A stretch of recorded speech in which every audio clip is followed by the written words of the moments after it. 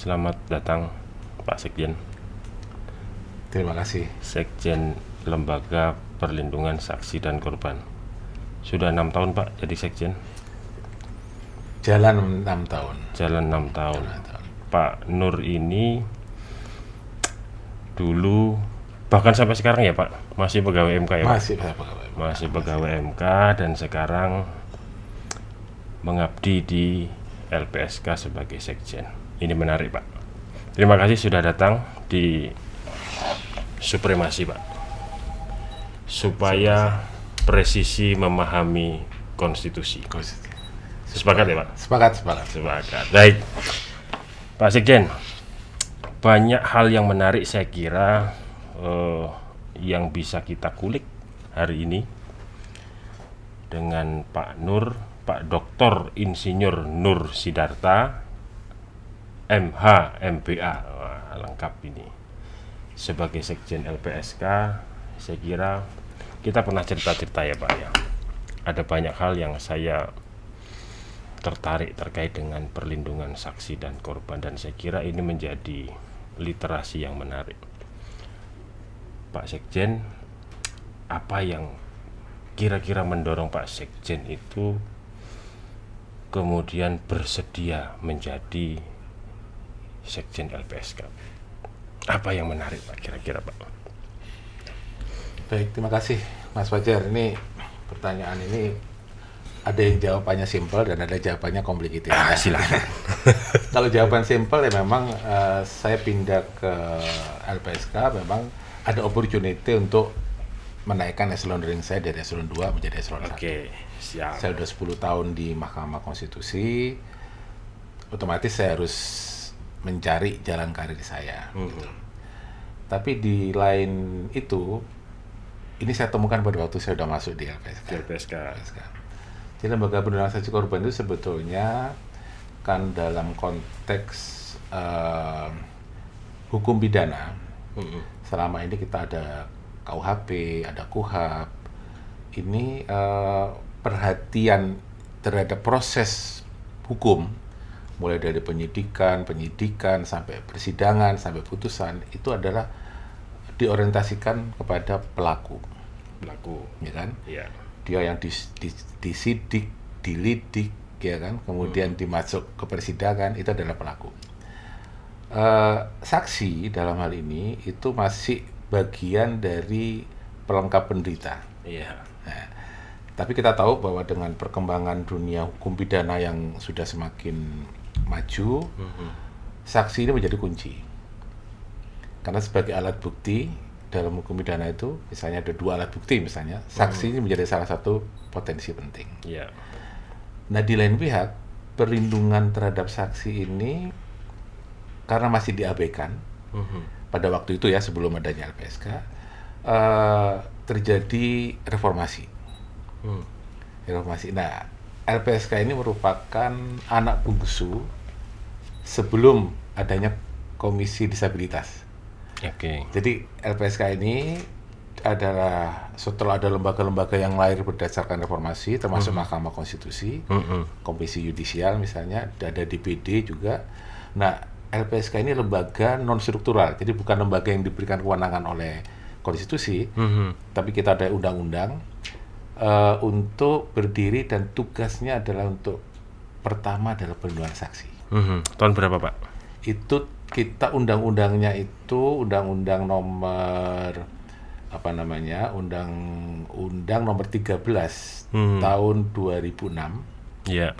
Itu pada waktu itu terutama heavy-nya itu adalah untuk perlindungan saksi beberapa tindak pidana, tapi yang awalnya itu adalah untuk korupsi dan untuk perlindungan terhadap kasus pidana HAM yang berat. Terorisme? Bukan, HAM yang berat. HAM berat. HAM berat itu begini.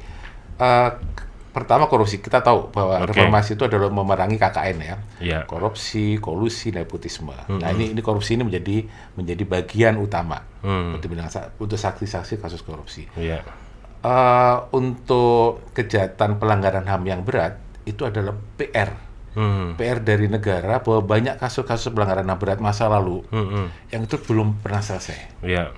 ada kasus 65 misalnya, 6566 kasus Iya, PKI. PKI. Ada kasus Tanjung Priok. Tanjung Priok, kasus Talang Sari, Ya. kasus Jambu Kepok di Aceh, Simpang Nunukan di Aceh, Ya. kemudian Timor Timur, Petrus, ya kan? Ya. Dan yang alhamdulillah hari ini adalah hari bersejarah. Hmm. Pak Presiden baru tadi di dalam pernyataan beliau sebagai seorang kepala negara menyampaikan permohonan maaf kepada para korban pelanggaran HAM yang berat Oke. masa lalu. Iya, iya, Nah, iya. ini bagian dari LPSK pada waktu itu berdiri, salah satunya adalah untuk itu. Namun dengan perkembangan waktu, LPSK sudah semakin banyak. Tindak pidana yang kami tangani dengan perubahan Undang-Undang 13 tahun 2006 menjadi Undang-Undang Nomor 31 tahun 2014.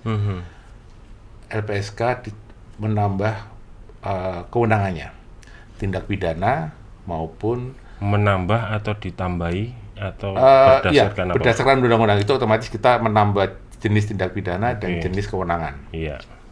Dari yang semula korupsi HAM HAM berat itu maksudnya yang heavy-nya ya. Yang lain ada sudah dibentuk, tapi iya. pada waktu itu kenapa korupsi dan HAM berat? Karena itu memang merupakan tugas utama pesan dari reformasi.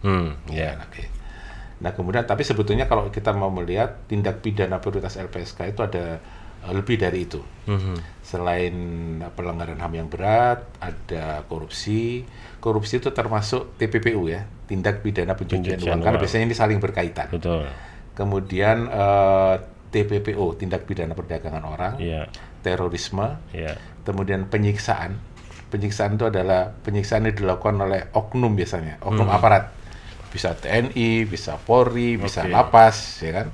Kemudian penganiayaan berat itu dalam arti konteks biasanya antar masyarakat sipil.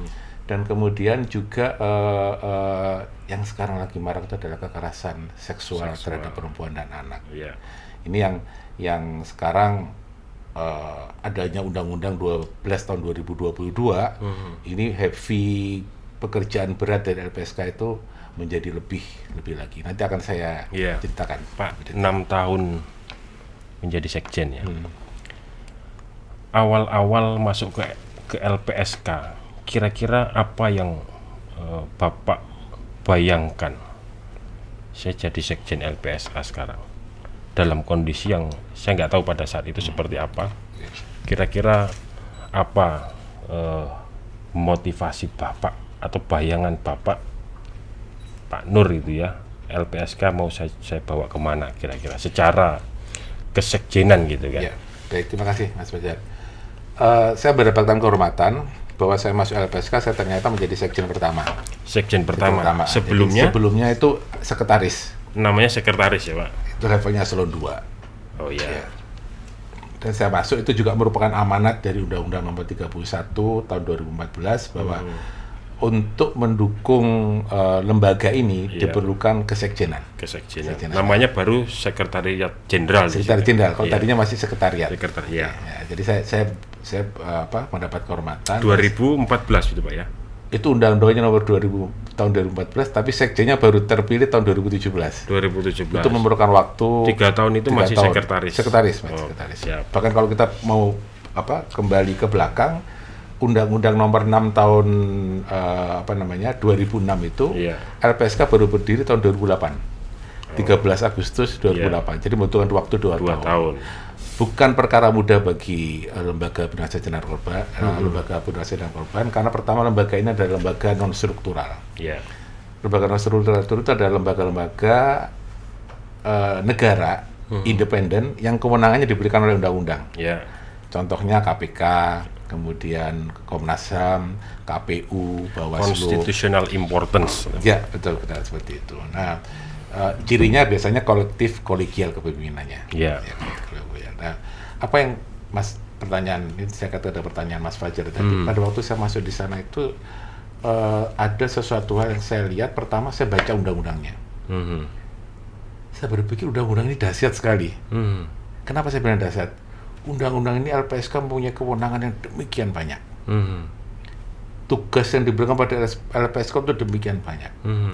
Dan ternyata pada waktu saya masuk itu ada beberapa tantangan yang harus segera diselesaikan. Apa itu, Pak? Pertama SDM. SDM-nya kenapa SDM. itu, Pak? Pertama waktu itu masih ada 21 PNS termasuk saya yang ada di situ. 21. 21. Oke. Dari sekitar 300 orang di LPSK, 21 LPNS cuma 21. Selain PNS itu, nah ini menarik. Jadi LPSK ini dibantu oleh teman-teman, waktu itu adalah aktivis-aktivis, lawyer-lawyer, yang mereka itu bukan PNS. Oke. Jadi kalau kita ngomong sekarang ini adalah PPNPN ya, pegawai pemerintah non pegawai negeri. Pegawai negeri, ya. Yang sekarang memang menjadi salah satu tugas berat Iya. dari pemerintah untuk menyelesaikan masalah ini. Betul. Hanya 21 dan yang lebih I feel sad, saya merasa sedih itu. Mereka belum pernah dapat tunkin. Oke. Selama kira-kira 3 tahun. Iya. Ini kan waktu saya harus menaikkan moral teman-teman. 21 itu statusnya di LPSK, Pak. LPSK.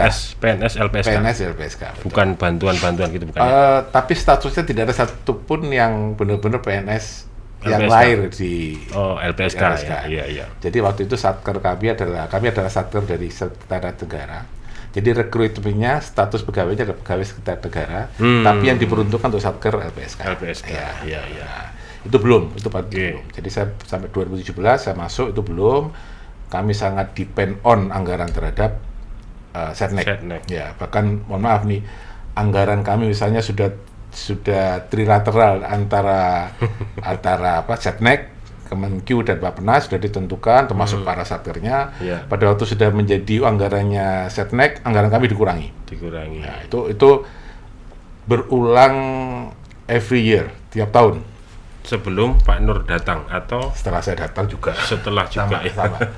Itu masih seperti tapi itu tadi tantangan. Tapi saya mencoba untuk membenahi. Pertama adalah SDM. Oke, SDM. SDM ini akhirnya kita rekrutmen PNS dan sekarang dapat dikatakan pegawainya sudah 50-50. Jadi hanya 21, sekitar saya itu waktu itu nggak lebih dari 13% dari total pegawai, sekarang sudah lebih dari 50%. Total pegawainya berapa, Pak? Sekarang itu sekitar 348. 348, 50%-nya sudah PNS. Betul, Oke. betul.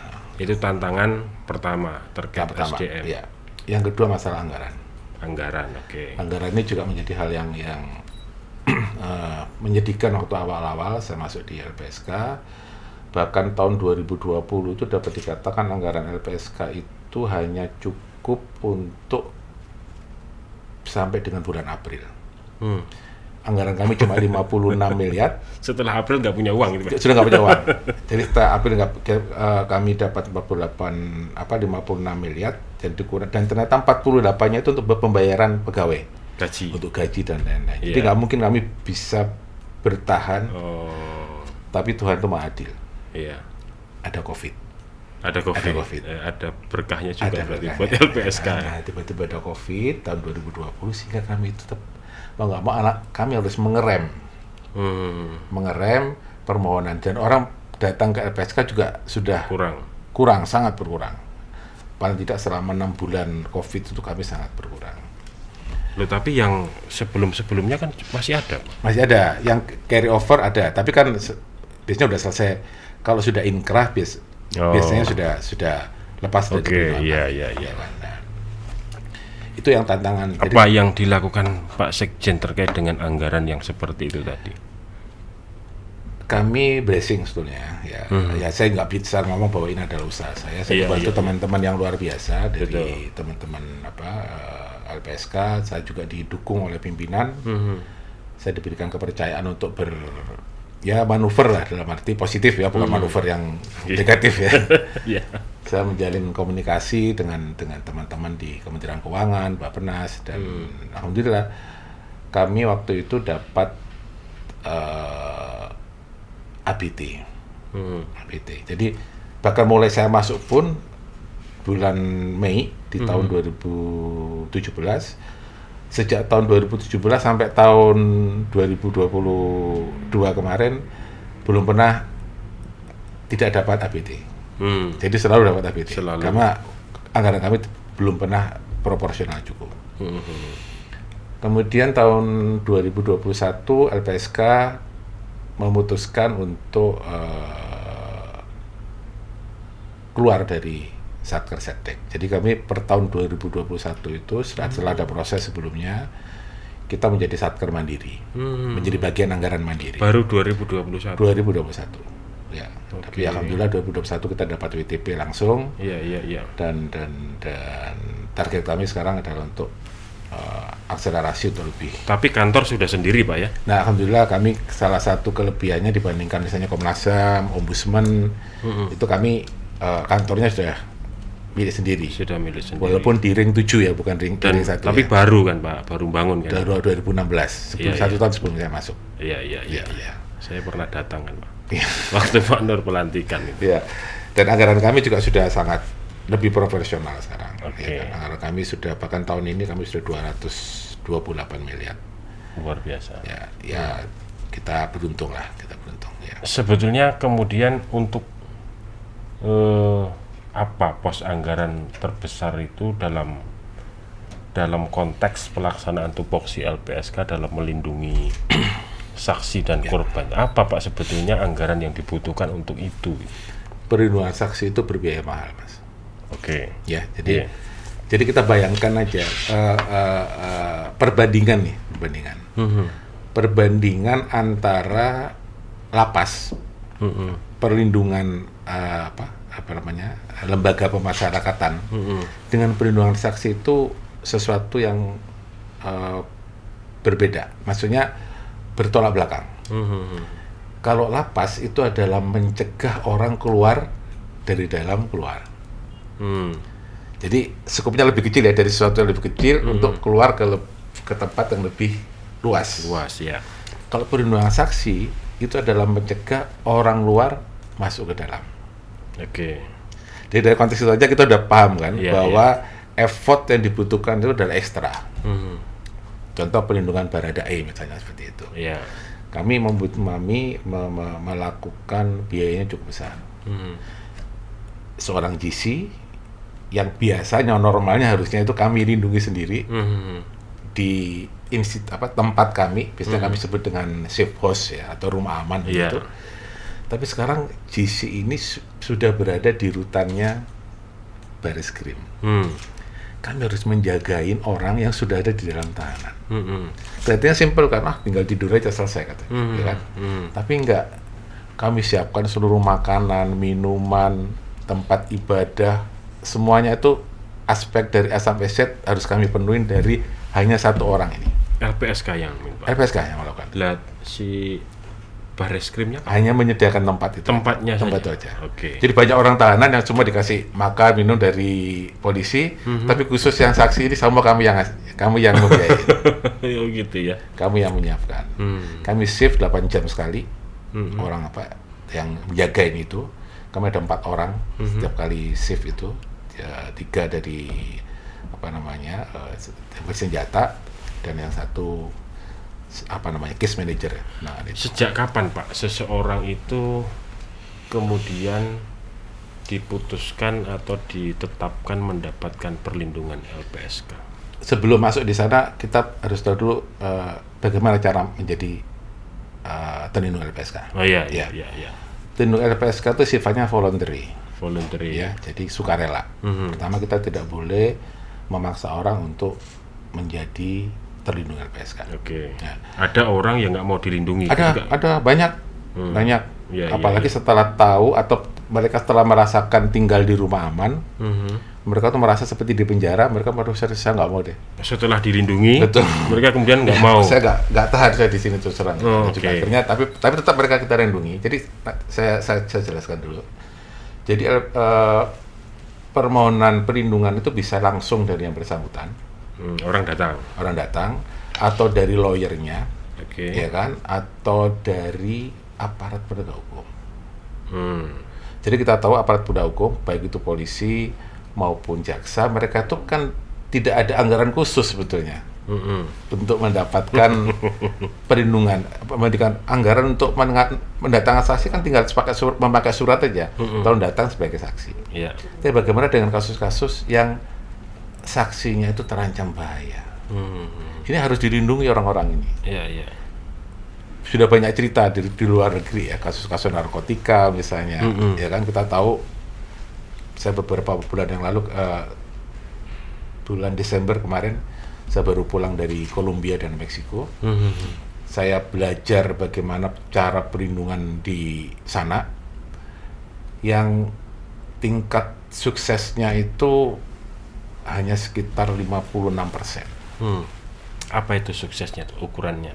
Ya, suksesnya saksinya selamat. Saksinya selamat Ya. sampai peradilan Betul, selesai. Kadang-kadang di tengah peradilan, beberapa bulan sebelum saya datang itu membawa orang dari rumah aman ke peradilan, di tengah jalan di berondong peluru sama ya saya anggap ini adalah orang-orangnya pelaku yang sedang disidangkan. Itu di mana itu, Pak? Di Meksiko. Meksiko ya. Di Kolombia mungkin Mas Fajar udah pernah dengar Pablo Escobar ya. Iya, iya, kartel Narkoba di Kolombia yang juga itu dia hampir menjadi calon presiden karena dia sudah menjadi anggota dewan waktu itu dengan kuasa uangnya. Tapi dia tersandungnya itu ceritanya karena dia membunuh saingannya, lawan politiknya. Itu dibunuh, dia ketahuan. Oke. Akhirnya diproses hukum lah kira-kira Iya. seperti itu. Nah, ini LPSK ini yang saya sebutkan tadi itu banyak yang menangani kasus-kasus kejahatan terorganisir, korupsi, tindak pidana perdagangan orang, terorisme, kemudian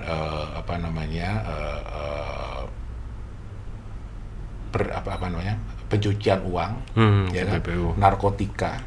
Itu adalah most of tindak pidana kriminal yang melibatkan kejahatan terorganisasi. Jadi penanganannya tidak bisa dengan penanganan yang biasa-biasa saja. Kita anggap ini adalah kejahatan yang sifatnya extraordinary crime ya. Extraordinary crime, sehingga penanganannya pun harus extraordinary juga. Tidak bisa kita dengan cara yang biasa-biasa. Ya, tidak bisa dengan cara-cara biasa-biasa saja. Jadi ini Mas Fajar yang saya bilang tadi, pelindungan LPSK itu memang perlindungan yang mahal. Bahkan contoh nih, untuk melindungi satu saksi aja kita membutuhkan 4-5 orang. Nah, 4 orang kan tetap juga dibiayain. Kalau kita harus nyemput orang dari Papua misalnya, kita nyemput satu orang, biayanya satu, tapi yang jemput ini supaya memastikan keselamatan dari saksi itu bisa lebih dari 3 orang, tergantung, depend on the case ya, tergantung kasusnya, kasus berat atau enggak. Kalau kasusnya berat kan biasanya selain membawa SDM kami yang dipersenjatai, kami juga biasanya memanfaatkan tenaga kepolisian setempat. Kepolisian. Ya, itu hal seperti itu. Tadi disebut Pak Nur itu voluntary, Pak. Ya. Ada orang, apakah itu orang, si saksi, si korban itu sendiri, aparat hukum yang kemudian mengajukan ini untuk dilindungi. Kalau kemudian pernah nggak Pak LPSK yang justru jemput bola? Proaktif Bagus, gitu. Pertanyaannya bagus nih. Tadinya saya kelupaan tadi saya. Saya mencoba menyambung. Betul. Jadi ada kasus-kasus yang menjadi perhatian masyarakat, ya kan? Kasus-kasus. Kan orang ini kadang-kadang kan belum tentu paham LPSK, Pak. Betul. Nah ini ada sedikit cerita lucu ini, Mas. Saya waktu pertama kali ke LPSK diundang oleh ketua LPSK untuk menerima kepres saya sebagai sekjen. Saya itu pakai Google. Karena saya belum tahu alamatnya di mana. Dan alhamdulillah nyasar sampai 3 kilo, Mas. Ke kantor LPSK itu. Iya. Karena kantor LPSK itu tidak ada tulisannya. Jadi gedungnya itu cuma gedung biasa dan kita nggak tahu ini gedung apa. Jadi kalau Mas Fajar yang masuk gitu Pak. Betul, pertama kali datang waktu saya dilantik itu nggak ada tulisannya, Mas. Nggak ada tulisannya. Sekarang sudah ada. Alhamdulillah. jadi apa artinya? Saya tanya ke pimpinan, kenapa kok di LPSK ini nggak ada tulisannya? Loh, itu ini internasional law katanya gitu ya, bahwa perlindungan saksi itu bukan untuk di expose. Iya. Tapi saya belum percaya. Saya masih belum yakin, tapi kebetulan saya dapat tugas ke beberapa negara gitu, ke pertama ke Amerika waktu itu mengunjungi US Marshal Services. Itu adalah lembaga di bawah Department of Justice yang memberikan perlindungan salah satunya terhadap saksi. Jadi mereka tugasnya itu melindungi saksi, melindungi aparat penegak hukum, juga untuk mencari buronan. Khusus untuk divisi perlindungan saksi, kantornya itu nggak ada tulisannya, Mas. Nggak ada pelangnya. Nggak ada pelangnya. Okay. Nah, itu yang diadopsi di Indonesia waktu itu. Tapi saya kan mempunyai pemikiran bahwa tidak seperti itu harusnya. Karena ternyata di situ ada saksi, ada korban. Nah, ini lain lagi nanti saya ceritakan ya. Nah, terkait dengan upaya proaktif itu kami selalu mencoba untuk jemput bola. Kasus Sambo itu sebenarnya juga upaya proaktif itu, karena kami diminta selain memang sudah masuk dalam berita-berita, kami diminta oleh Polres Jakarta Selatan untuk datang karena kasusnya tindakan kekerasan seksual, tindakan prioritas, kami otomatis datang. Kami aktif lah datang itu, walaupun ternyata ceritanya belakangannya berbeda, Mas ya. Berbeda, iya. Tapi itu karena kalau itu bukan tindak pidana prioritas, kami tidak secepat itu mendatangi itu. Prioritas itu siapa, Pak, yang tindak prioritas itu yang saya sebutkan tadi. Jadi ada korupsi, ada TPPU, ada penyiksaan, ini termasuk yang ini cuma tindakan prioritas. Yang tindak pidana prioritas yang memerlukan segera harus direaksi. Tapi kan kita kan dari Sabang sampai Merauke, dari Miangas sampai Pulau Rote kan tidak semua ada beritanya. Padahal kasus-kasusnya banyak yang berat. Nah, justru itu, Pak, yang ingin saya tanyakan. Tapi sebaiknya kita minum teh dulu, Pak. Terima kasih. Kopi dulu, Pak.